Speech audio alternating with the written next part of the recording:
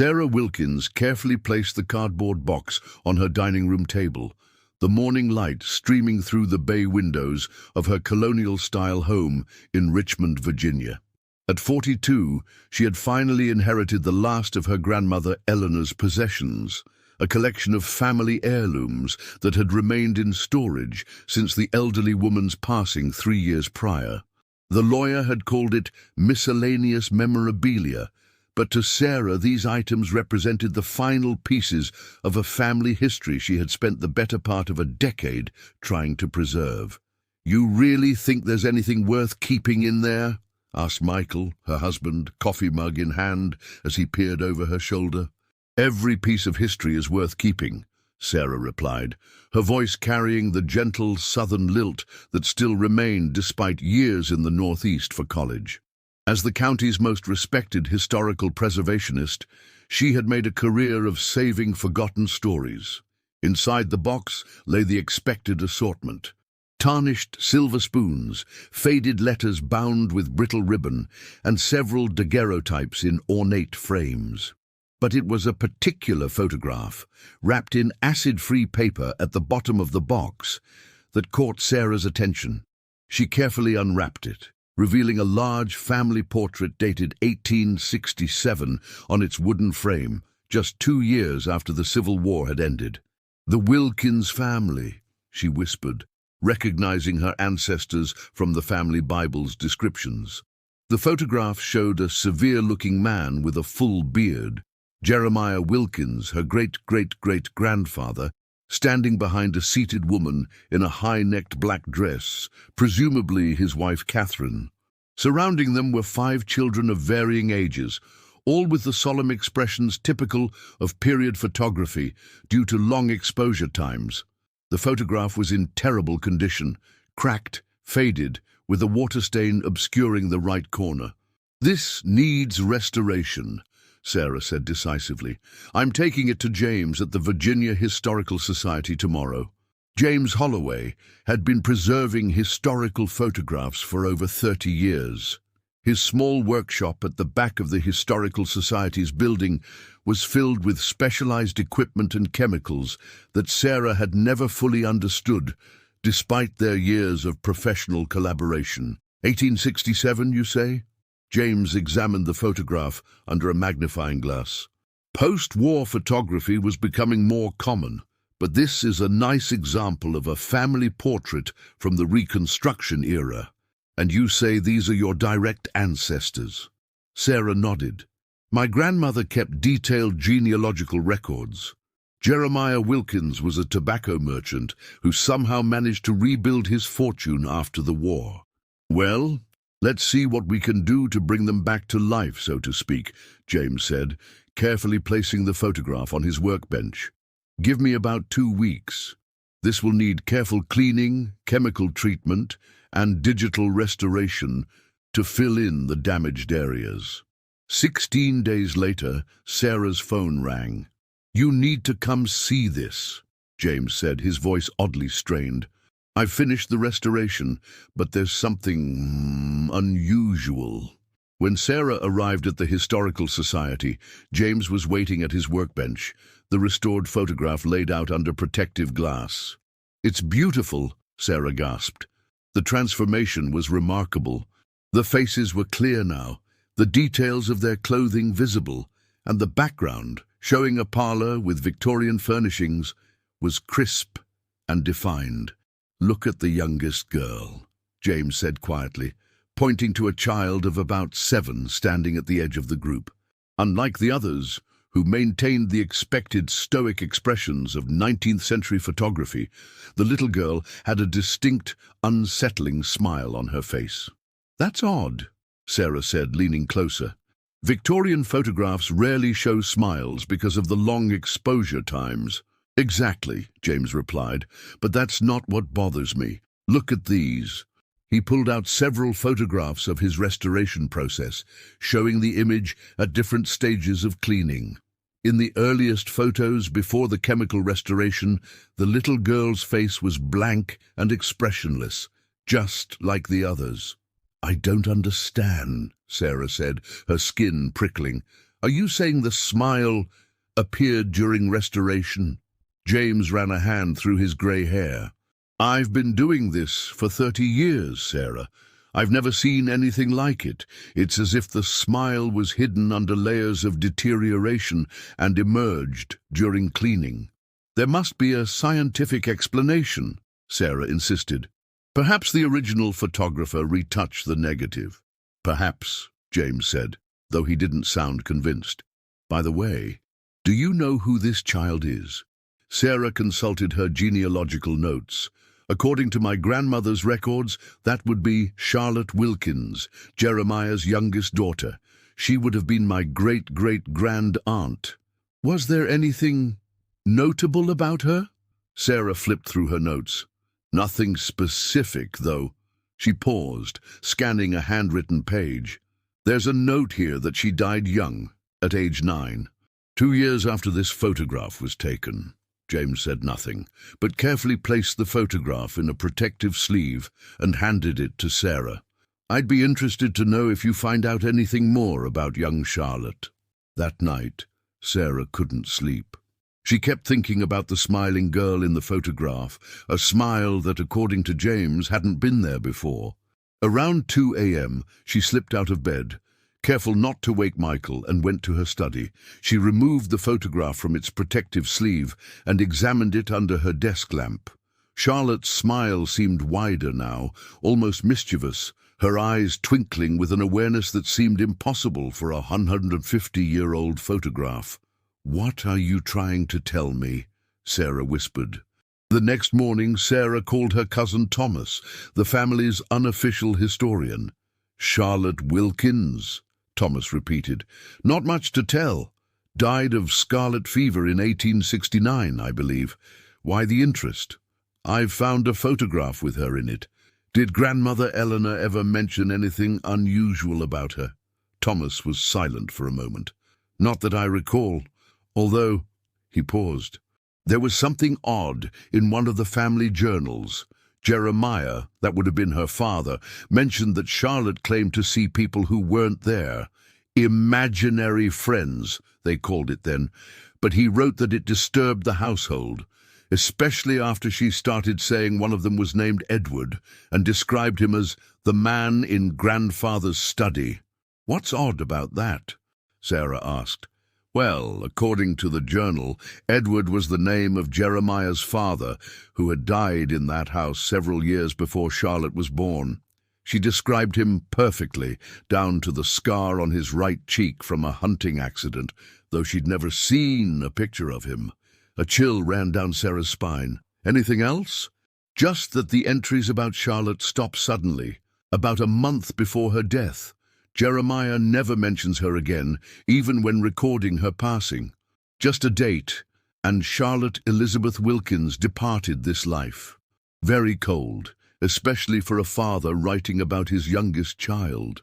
After hanging up, Sarah sat staring at the photograph.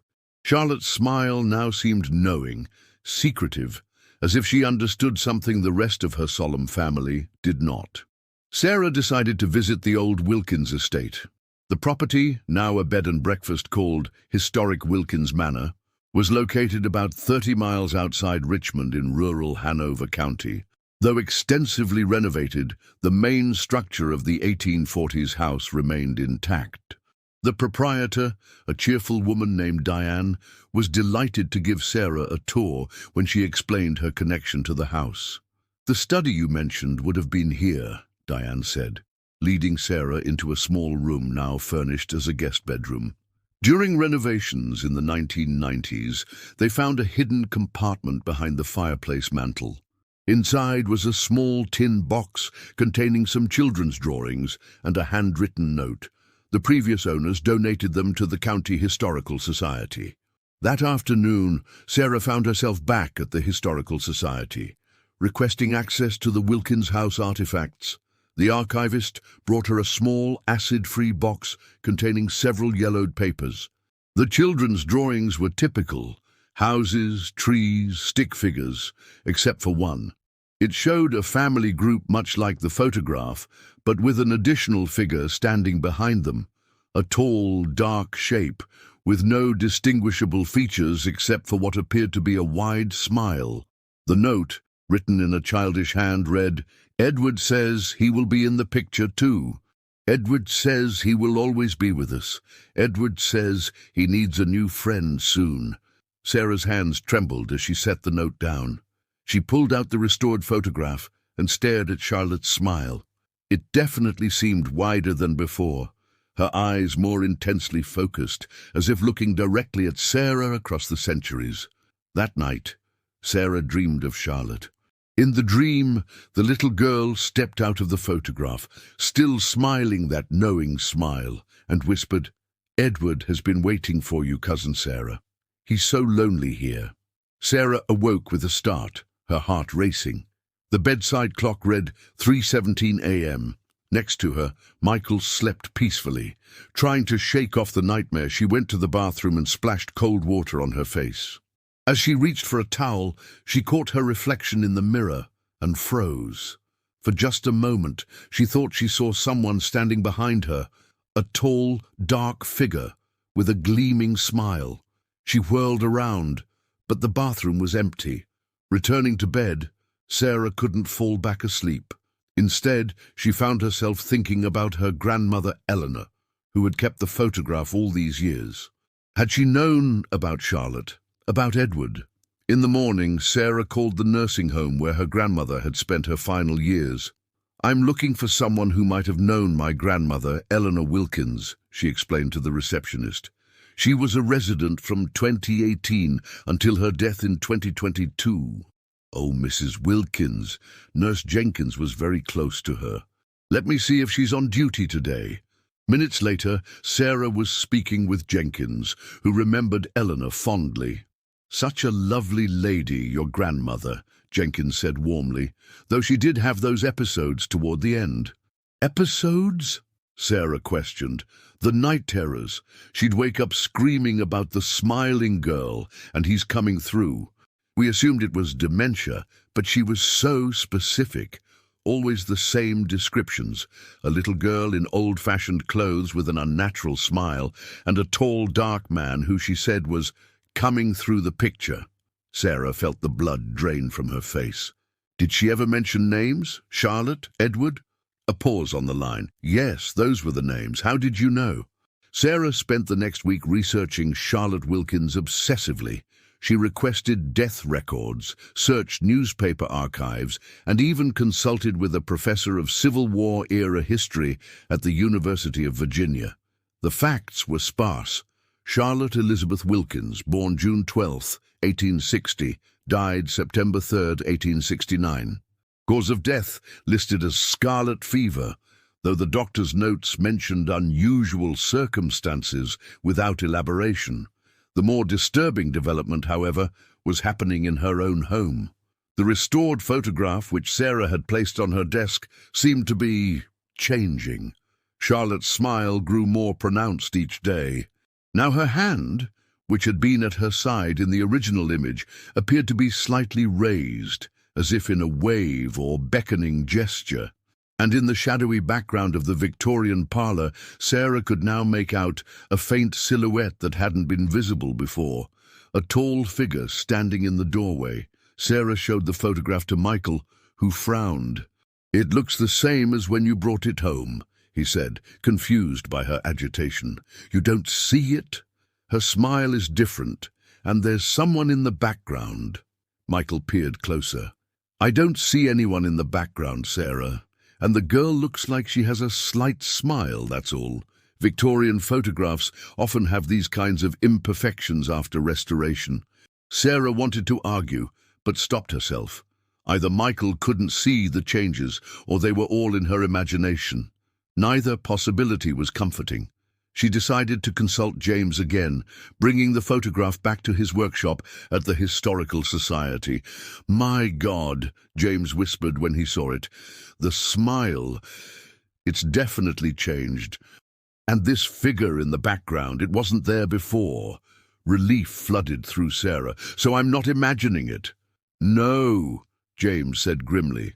"But this shouldn't be possible. Once a photograph is fixed, it's fixed. The chemical processes are permanent. He took several digital photographs of the restored image for comparison with his previous documentation. I'll analyze these and see if I can determine what's happening. In the meantime, maybe you should, I don't know, stop focusing on this so much. If you believe in such things, objects with strong emotional connections can sometimes absorb or reflect those energies. Sarah nodded, though she had no intention of setting the mystery aside. Instead, she drove directly to the county records office to search for more information about the Wilkins family. In a bound volume of local newspapers from 1869, she found Charlotte's obituary, a brief mention that revealed nothing new. But on the same page was a small item that caught her attention. Tragic accident at Wilkins estate, Mr. Jeremiah Wilkins reports the unfortunate death of house servant Edward Clay, who perished after falling from the third-floor landing. Mr. Clay had served the Wilkins family for 7 years. He is survived by no known relations. The date was August 27, 1869, just 1 week before Charlotte's death. Sarah felt a cold certainty settle over her. The Edward that Charlotte had spoken of wasn't her grandfather, as Thomas had assumed. It was this servant, Edward Clay. Further research revealed that Edward Clay had been a former slave who stayed on as a paid servant after emancipation. There was almost no information about him in the records, not his age, not his background, nothing but his name in the household census and this brief obituary. That night, Sarah dreamed again. This time she was in the Wilkins house, but as it would have looked in 1869. She moved through rooms lit by oil lamps, hearing distant voices and the creaking of old boards. She was drawn to the third-floor landing, where a small figure sat on the top step, Charlotte in her Victorian dress, playing with a porcelain doll. "He didn't fall," Charlotte said without looking up. "Father pushed him after he found out." "Found out what?" Sarah asked in the dream. Charlotte finally looked up, her smile wide and unnatural. "That Edward was teaching me things, special things. How to make people see what isn't there, how to bring things through from the other side." Sarah took a step back. What things? Edward learned it from his grandmother. She was brought from Africa and knew old ways, ways to open doors that should stay closed. Charlotte's smile widened impossibly. "I've been practicing for so long, Cousin Sarah, and now you've helped me make a door." Sarah woke up gasping, sweat-soaked despite the cool air conditioning. The digital clock read 3:17 a.m., the same time she'd woken from her previous nightmare. Next to her bed, her phone buzzed with a text message. It was from James. "Come to the lab immediately. Something's happening with the photograph." Despite Michael's sleepy protests about the late hour, Sarah dressed quickly and drove through the empty streets to the Historical Society. James had used his key to access his workshop after hours, and when Sarah arrived, she found him staring at her family photograph, which was now under a specialized light. "Look," he said without preamble. Under the ultraviolet light, the photograph revealed something horrifying. Charlotte's face was no longer a little girl's, but appeared skull-like, with darkened eye sockets, and that same terrible smile. The figure in the background was more distinct now, a tall man in servant's clothes, his face a blur except for a wide, unnatural grin that matched Charlotte's. "This isn't possible," James whispered. "I've run every test I know. The chemical composition of the photograph is changing on its own. It's as if the image is alive somehow." Sarah told him about her research, about Edward Clay and his death just before Charlotte's. "There's more," James said. "I found some references in the Historical Society's archives. After Charlotte's death, there were rumors in the household. The maid claimed Charlotte had been practicing devil's work taught to her by Edward. Jeremiah Wilkins apparently dismissed her claims and forbade anyone in the household from speaking of either Charlotte or Edward again." "What kind of devil's work?" Sarah asked, though she feared she already knew. The maid described rituals involving mirrors and photographs. She claimed Charlotte told her that photographs capture more than just images. and that with the right knowledge, you can use them as doorways. Sarah stared at the photograph, at Charlotte's skull-like face and Edward's shadowy form. Doorways to what? I don't know, James admitted, but there's something else you should see. He led her to his computer and pulled up the digital photographs he'd taken of the restored image over time, displaying them in sequence. Watch the background, he instructed. As the images progressed, the shadowy figure of Edward moved closer to the family group in each successive photograph.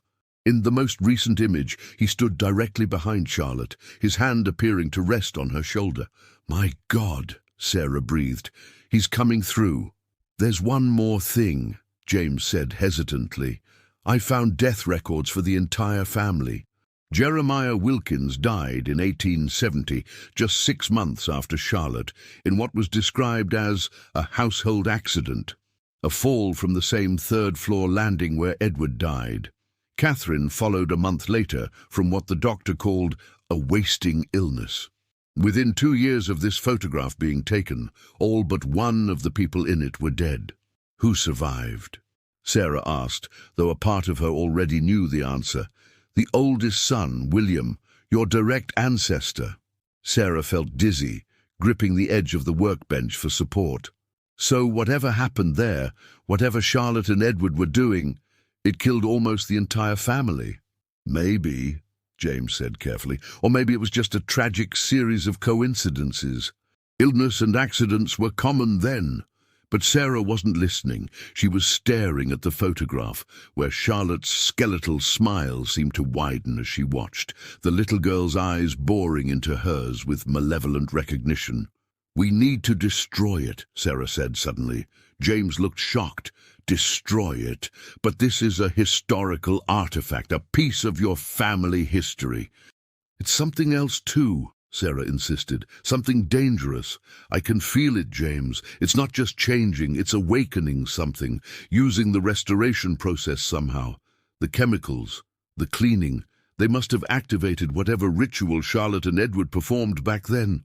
James didn't look convinced, but the terror in Sarah's eyes gave him pause. Let's not be hasty. We should document everything first, consult with experts in photographic preservation. No, Sarah said firmly, reaching for the photograph. It needs to end now. But as her fingers touched the edge of the photograph, a jolt like static electricity shot through her hand. She jerked back with a cry of pain. At that exact moment, the lights in the workshop flickered and went out, leaving them in darkness, except for the eerie glow of the ultraviolet lamp still shining on the photograph. In that purple light, Sarah watched in horror as the image began to change before her eyes. Charlotte's face seemed to turn toward her, the skull-like grin widening impossibly. Behind her, Edward's shadowy form grew more solid, his own terrible smile matching hers. "James," Sarah whispered, backing away, "are you seeing this?" There was no answer. "James!" Sarah turned to find James standing rigidly beside her, his eyes fixed on the photograph, his face frozen in an expression of absolute terror. As she watched, a thin trickle of blood ran from his nose. "James!" she screamed, grabbing his arm. He collapsed to the floor, his body convulsing. Sarah fumbled for her phone to call 911, but the screen remained black and unresponsive. A low chuckle made her look up. In the ultraviolet glow, the photograph had changed completely. Now, Charlotte stood at the center, Edward's tall form right behind her, both grinning with malicious glee. The rest of the family had faded to ghostly outlines, and Charlotte was looking directly at Sarah, her hand now fully extended in invitation. "We've waited so long, cousin," came a child's voice, though James's lips hadn't moved. "Edward has made a place for us on the other side. Won't you join your family?" Sarah backed toward the door, her heart pounding so hard she could barely breathe. On the floor, James had stopped convulsing and lay still, his eyes open and empty, fixed on the ceiling. Sarah ran, out of the workshop, through the darkened halls of the Historical Society, and into the night. She didn't stop until she reached her car, her hands shaking so badly she could barely get the key into the ignition. As she pulled away from the curb, she glanced in her rear-view mirror and saw a small figure in a Victorian dress standing in the middle of the road, hand raised in farewell, smile gleaming in the darkness. The next 3 days passed in a blur of police interviews, funeral arrangements, and sleepless nights. James's death had been attributed to a sudden aneurysm, a tragic but natural event. Sarah alone knew the truth, but who would believe her? The photograph had disappeared from James's workshop. The police had found no trace of it, and Sarah hadn't mentioned it, knowing how it would sound. Instead, she told them they had been working late on a restoration project when James suddenly collapsed. She told Michael everything, though. To his credit, he listened without interruption as she recounted the changing photograph, her research about Charlotte and Edward, and the horrifying events in James's workshop. "I believe that you believe this," he said carefully when she finished. "But Sarah, grief and shock can do strange things to the mind. James was your friend, and his death was traumatic. Maybe your brain is trying to make sense of a senseless tragedy by creating connections that aren't really there." "You think I'm hallucinating?" Sarah asked, too exhausted to be angry. "I think you're processing trauma," Michael replied gently. "And I think you should talk to someone professional about it." Sarah didn't argue. She knew how it sounded. Sometimes in the harsh light of day, she even doubted herself. But then night would come, and with it, the dreams. Charlotte was always there, sometimes as the little girl from the photograph, sometimes as the skull-faced horror from under the ultraviolet light, and always smiling, always beckoning, always whispering about Edward and doorways and the other side. Sarah began researching psychics and paranormal investigators, knowing Michael would disapprove, but desperate for someone who might understand what was happening. She found a woman named Eliza Morton, who specialized in photographic haunting, a term Sarah had never heard before, but which seemed eerily appropriate. Eliza agreed to meet Sarah at a small coffee shop in downtown Richmond.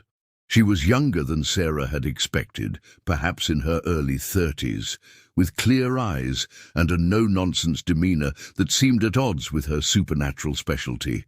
"I've been researching the phenomenon for a decade," Eliza explained after Sarah had shared her story.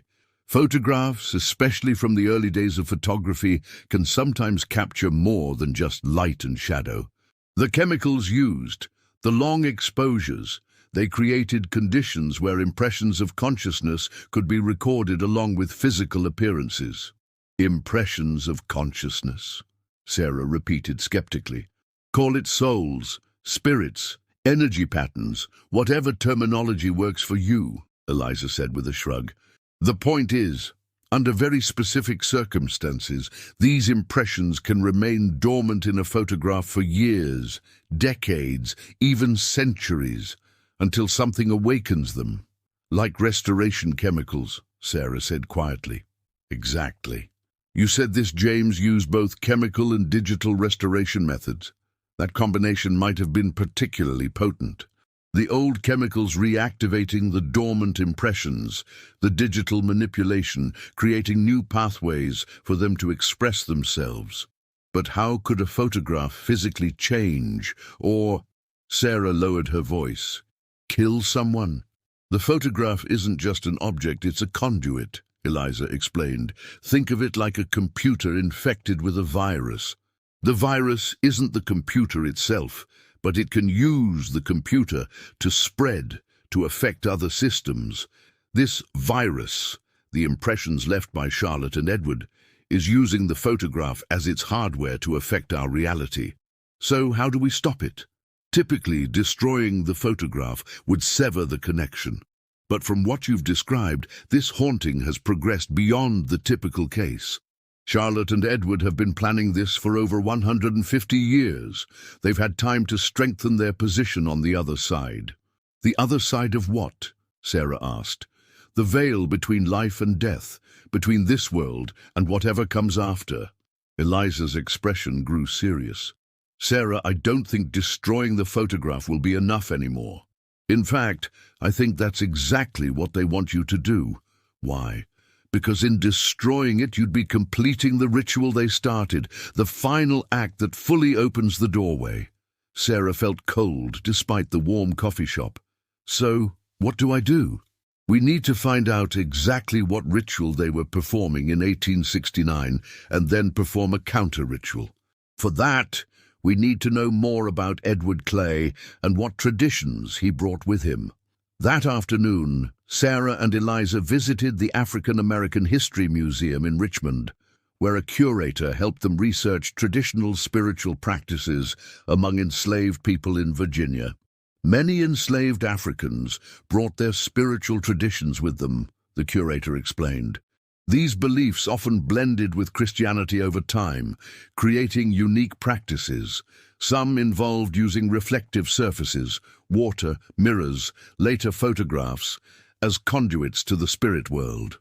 Would these practices have included opening doorways between worlds? Sarah asked hesitantly. The curator gave her a curious look. There were beliefs about thin places where the barrier between worlds could be crossed, yes, but these weren't typically malevolent practices. They were often about communicating with ancestors for guidance. What if someone wanted to use these practices for harm? Eliza pressed. Like any spiritual system, there were those who believed it could be turned toward darker purposes, the curator admitted. There were rituals said to trap spirits, or even to allow one spirit to take the place of another in the living world. Sarah and Eliza exchanged glances. Is there anywhere else we might find more specific information about these practices? Sarah asked. You might try the special collections at the university library. They have some oral histories from formerly enslaved people recorded in the 1930s. If Edward Clay learned these practices from his grandmother, there might be similar accounts from others. At the university library, they found a collection of transcribed interviews from the Federal Writers Project, which had recorded the stories of thousands of formerly enslaved people in the 1930s. After hours of searching, Eliza found something promising. An interview with a woman named Bessie Clay, born in 1862 in Hanover County, Virginia. Look at this, she said, pointing to a passage. She talks about her great-uncle Edward, who knew the old ways and disappeared under mysterious circumstances while working for a white family after the war. Sarah leaned closer to read. Great-uncle Edward learned from his grandmother, who was brought from Africa. She taught him how spirits could be called and bound, how a person who died with powerful feelings, hate or love or fear, could be caught between worlds. Edward said such spirits could be used like a bridge to let other things cross over. He disappeared in '69, working for the Wilkins family. They said he fell, but Mama always said he was pushed because they found out what he was teaching their youngest girl. Sarah felt a chill run through her. This is it. This is the connection we needed. There's more, Eliza said, turning the page. Bessie says her mother told her that Edward had been planning something big, something that would let him come back through one day when the time was right. And he was using Charlotte, Sarah whispered, teaching her the rituals, preparing her. But Jeremiah found out and killed Edward before they could complete whatever they were planning. Then Charlotte died a week later. Eliza continued the thought. With both of them dead with powerful feelings. They became the bridge they were trying to create, Sarah finished, trapped between worlds, waiting for a chance to complete what they started. And your restoration of the photograph gave them that chance, Eliza concluded grimly. That night, Sarah couldn't sleep. Every time she closed her eyes, she saw Charlotte's smile widening, Edward's shadowy form growing more solid. She kept thinking about what Eliza had said. Destroying the photograph would complete the ritual, fully opening the doorway between worlds. But the photograph was already missing, presumably still in the Historical Society building where James had died. What if someone else found it? What if Charlotte and Edward were already influencing another person to destroy it? At 2 a.m., Sarah made a decision. She would go to the Historical Society and find the photograph before anyone else could. Then she and Eliza would figure out how to counter the ritual properly. The Historical Society was dark and silent as Sarah used her preservationist's key to enter through the back door. The hallways seemed longer and darker than she remembered. The familiar building suddenly alien and threatening. James's workshop was still sealed with police tape, but Sarah ducked under it and entered anyway. The room was exactly as she remembered it, except for the absence of James's body on the floor. The photograph wasn't on the workbench where she'd last seen it. Sarah searched methodically, checking drawers, cabinets, even the trash bins, but found nothing. As she straightened up from looking under the desk, a flicker of movement in the doorway caught her eye. For a heart-stopping moment, she thought she saw a small figure in a Victorian dress, but when she turned to look directly, the doorway was empty. Sarah's phone buzzed in her pocket, making her jump. It was a text from Eliza. Found ritual counter in old journal. Need personal item from Charlotte or Edward plus original chemicals used in photo. Where are you? Sarah texted back, at Heist Society looking for photo. Not here. She was about to leave when she noticed something odd about James's computer. Though the power was off in the rest of the building, the screen was glowing faintly.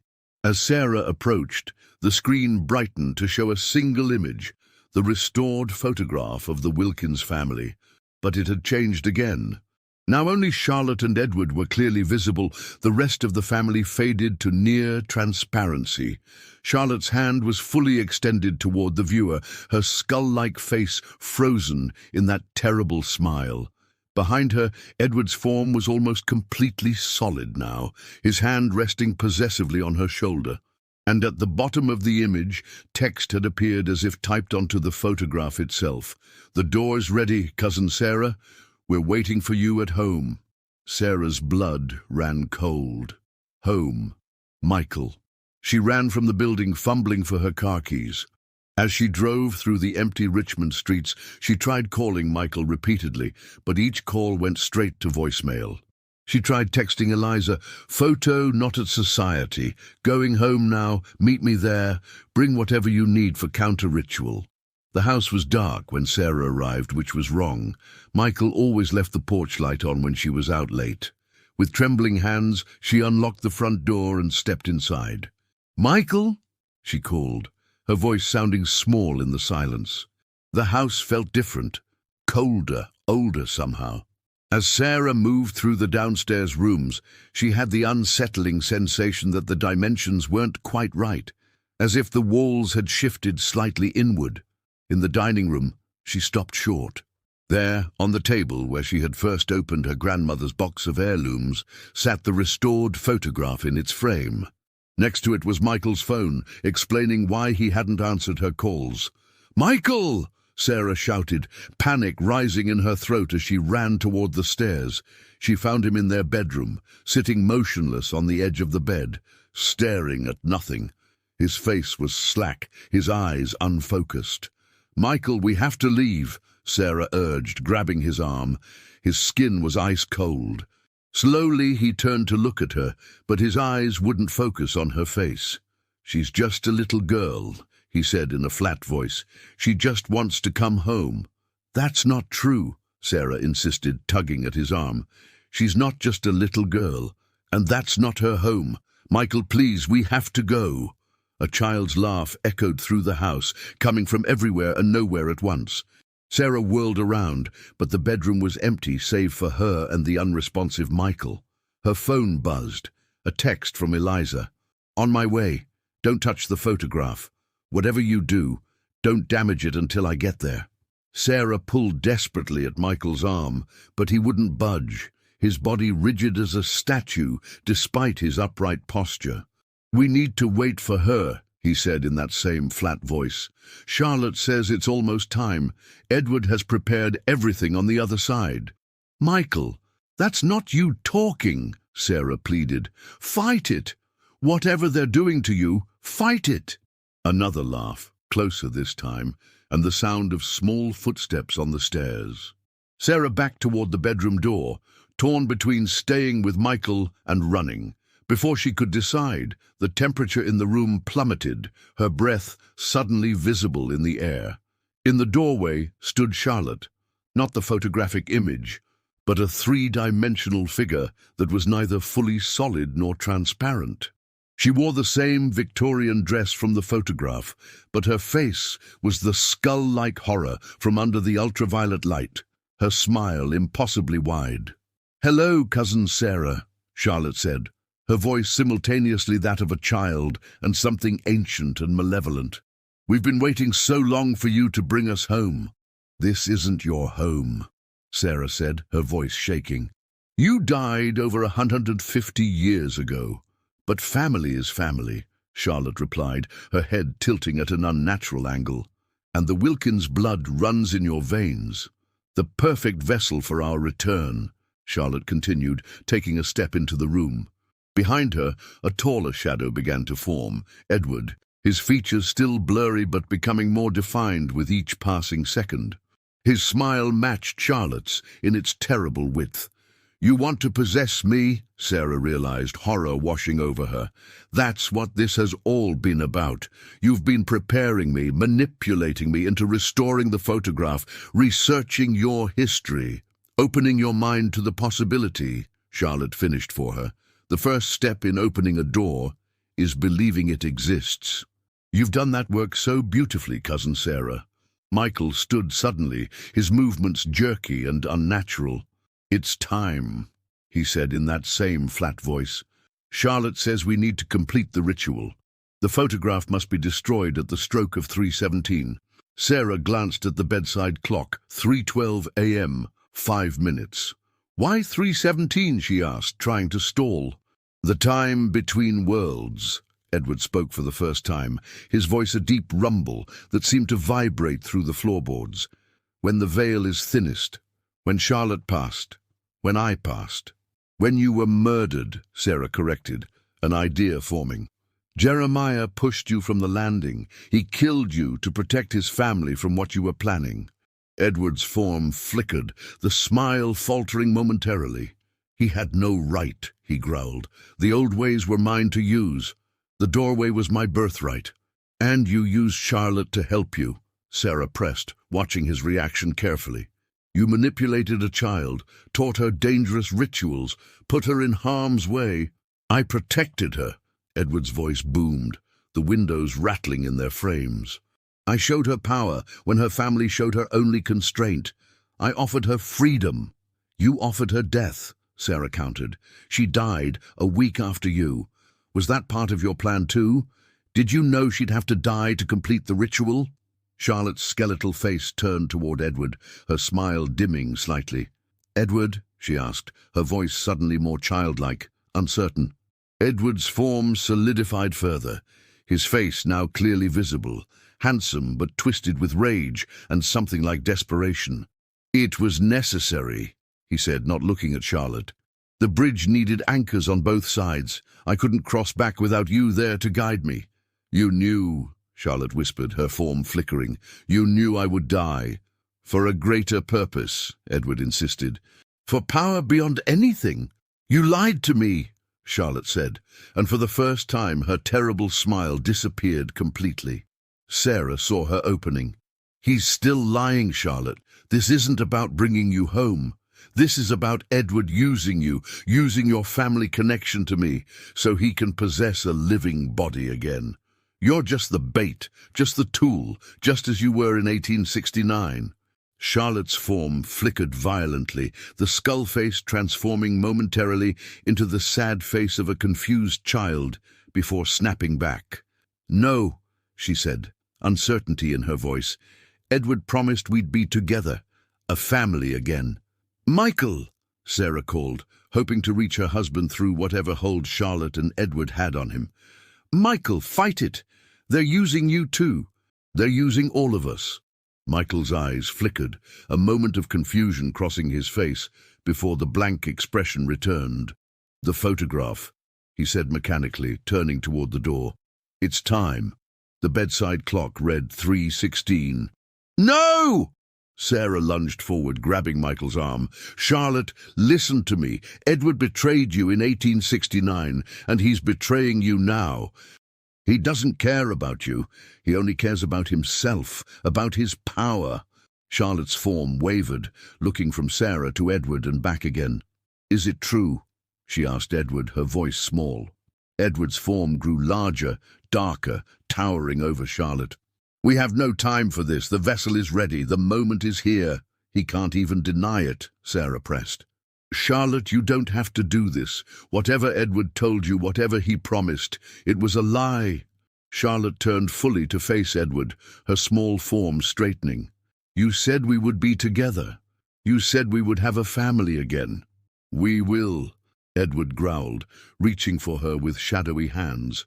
"Once I have a physical form, but it won't be mine," Charlotte said, understanding dawning in her voice. "It will never be mine. I'll always be trapped on the other side, won't I? The anchor that keeps the door open for you." Edward's form surged forward, enveloping Charlotte. "Enough! The time is now!" The clock clicked to 3:17, and downstairs Sarah heard the sound of breaking glass. "Eliza," she breathed. She turned to Michael, who was still frozen in place. "Michael, please, if you can hear me." His eyes met hers, a flash of recognition breaking through. "Sarah," he whispered, his own voice returning momentarily. "Fight it," she urged him. "Whatever they're doing to you, fight it." A scream of rage, Charlotte's voice cut through the house, followed by Edward's roar of frustration. The temperature in the room plummeted further, frost crystallizing on the windows. "The photograph," Sarah said urgently to Michael. "They want to destroy it to complete the ritual. We can't let that happen." Michael's face contorted as he visibly struggled against whatever force was controlling him. "Can't stop," he gasped. Downstairs, Sarah heard Eliza calling her name, followed by words in a language she didn't recognize, something ancient and rhythmic. Charlotte and Edward's forms began to flicker more violently, sometimes merging, sometimes separating, their features distorting. "She's performing the counter-ritual," Sarah realized. "It's working!" She turned back to Michael, whose eyes were clearer now, the blank expression receding. "Sarah," he managed, "what's happening?" "No time to explain. We need to get downstairs." Together, they staggered toward the door, but Edward's shadowy form blocked their path. His face was no longer handsome, but twisted into something barely human. His smile a jagged tear across his face. "You will not stop this," he snarled. 150 years I have waited, planned, gathered strength. I will not be denied." Behind him, Charlotte's form had changed as well. The skull face was gone, replaced by the sad, confused face of a 9-year-old girl. "Edward," she said, her voice quavering, "you lied to me." "Charlotte," Sarah called to her, "help us. He used you then, and he's using you now, but you can stop him." Charlotte's small form moved between Edward and Sarah, facing the looming shadow that had once been her teacher, her friend. "No more," she said simply. Edward roared, his form lunging toward Charlotte, but she stood her ground. As his darkness enveloped her, a bright light suddenly flared where they met, Charlotte's form glowing from within. "Now, Sarah," came Eliza's voice from downstairs. "Bring them down." Sarah grabbed Michael's hand and pushed past the struggling spiritual forms, running down the stairs to find Eliza in the dining room. The photograph lay in the center of a circle of salt, surrounded by burning herbs. Eliza was reading from an old journal, words in that same ancient language flowing from her lips. The photograph was changing again, Charlotte and Edward's figures blurring, the rest of the family becoming more distinct once more. "What do we do?" Sarah asked breathlessly. "The personal item," Eliza said urgently. "Something that belonged to Charlotte or Edward. Do you have it?" Sarah's mind raced. She'd found nothing in her research, no physical object. "The drawing," she suddenly remembered. "At the Historical Society, Charlotte's drawing with Edward in it. Would that work?" "It's connected to both of them," Eliza nodded. "It might be enough, but we need it now. It's above them. the air filled with a howling sound as Charlotte and Edward's forms descended the stairs, still locked in their spiritual struggle. "There's no time to get to the Historical Society," Sarah said desperately. Eliza's eyes widened. "The chemical. What did James use to restore the photograph?" "Silver nitrate solution, I think. He mentioned it was traditional." "Perfect," Eliza interrupted. "Silver is a purifier, a conductor between worlds." She pulled a small vial from her bag. "This is graveyard dirt from an unconsecrated burial ground, a liminal space. Combined with the silver and my words, it might be enough to close the doorway." She sprinkled the dirt in a pattern around the photograph, then looked up at Sarah. "We need something of yours. Blood would be best. You're connected to them by family. Your blood can reject their claim." Sarah didn't hesitate. She grabbed a letter opener from the desk and pricked her finger, letting several drops fall onto the photograph. The howling grew louder, the house shaking as if in an earthquake. Edward's voice rose above the din. "You cannot close what has been opened." "The doorway is mine. Now repeat after me," Eliza instructed, taking Sarah's bleeding hand in hers. Together, they began to chant words that felt ancient in Sarah's mouth, a language that seemed to reach back through centuries. Charlotte and Edward's struggling forms reached the dining room, their spiritual battle causing objects to fly around the room, books, vases, pictures crashing against walls. Michael stood in the doorway, watching in shock. "Sarah, what?" "Stay back!" Sarah warned him, not breaking the rhythm of the chant. On the table, the photograph began to change more rapidly. The images of Charlotte and Edward grew dim, while the rest of the family solidified. The paper itself seemed to ripple, as if affected by an unseen wind. Charlotte's spectral form broke free of Edward's grasp and moved toward the table. "I understand now," she said, her voice clearer, more childlike than before. "I was never meant to leave. None of us were." Edward lunged for her, but she stepped into the circle of salt, standing over her own image in the photograph. "It's time to go home, Edward," she said. "Our real home, not here." "No!" Edward roared, reaching for her. But as his shadowy hand crossed the salt line, it began to dissolve, particles of darkness scattering like dust. Charlotte turned to Sarah, her face now fully that of an ordinary 9-year-old girl, sad but resolved. "I'm sorry, cousin," she said softly. "He made me believe we were doing something wonderful. I didn't know until it was too late." "It's not your fault," Sarah told her, still maintaining the chant between words. "You were just a child." Charlotte smiled, a real smile this time, not the terrible rictus from the photograph. "Thank you for remembering us," she said. "But now it's time to forget." She turned back to face Edward, who was still fighting against the pull of the ritual, his form becoming less distinct by the second. "Come, Edward," she said, holding out her hand to him. "We've been lost for too long." With a final howl of rage that slowly transformed into something like resignation, Edward's form collapsed inward, flowing toward Charlotte like smoke drawn to a flame. As they merged, a brief, brilliant light filled the room, forcing Sarah, Eliza, and Michael to shield their eyes. When they could see again, Charlotte and Edward were gone. On the table, the photograph had changed one final time. Now it showed only the Wilkins family, as they must have originally appeared in 1867. Jeremiah stern and proud, Catherine dignified beside him, the children solemn and still. Charlotte stood at the edge of the group, her expression neither smiling nor sad, just a young girl captured in time. Of Edward Clay there was no trace at all. Eliza slumped in exhaustion, the ancient journal slipping from her fingers. "It's done," she whispered. "The doorway is closed." Sarah stared at the photograph, now just an ordinary family portrait from another century. "What happened to them?" she asked quietly. "They've gone where they were meant to go," Eliza replied. "Whatever lies beyond." Charlotte rejected Edward's plan at the end. She chose to move on and take him with her rather than remain trapped between worlds. Michael approached cautiously, still looking dazed. "Sarah, what just happened? I remember Charlotte. And then, it's all a blur." Sarah took his hand, relieved to feel warmth returning to his skin. "It's a long story," she said, "one that spans over 150 years.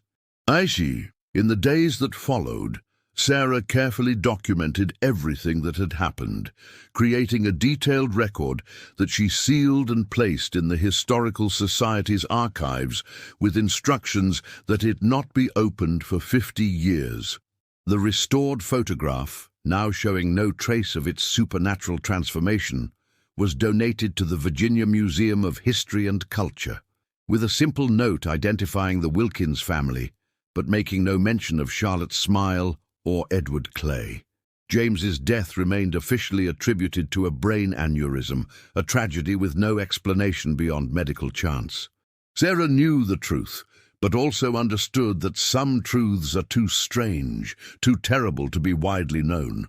She continued her work as a historical preservationist, though she approached old photographs with a new caution, a new respect for the power they might contain. Sometimes, examining a particularly old image, she would feel a prickling sensation on the back of her neck, as if unseen eyes were watching from across time. But she never again encountered anything like Charlotte's smile or Edward's shadow.